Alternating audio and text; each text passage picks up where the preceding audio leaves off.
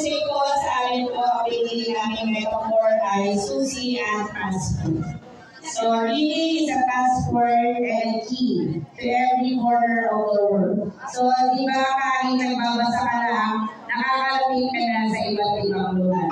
So susi po na nagbubukas ng pinto papunta sa iba't ibang mundo ng kaalaman at imahinasyon. Sa tuwing nagbabasa tayo, nag-i-discover natin ang mga bagong ideya, karanasan at pananaw.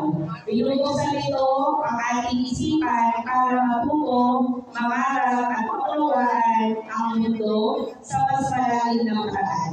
So sabi nga, libro lang ang kailangan mo, no ticket, no visa, just read. Very good. Yan, the more that you read, the more places that you go.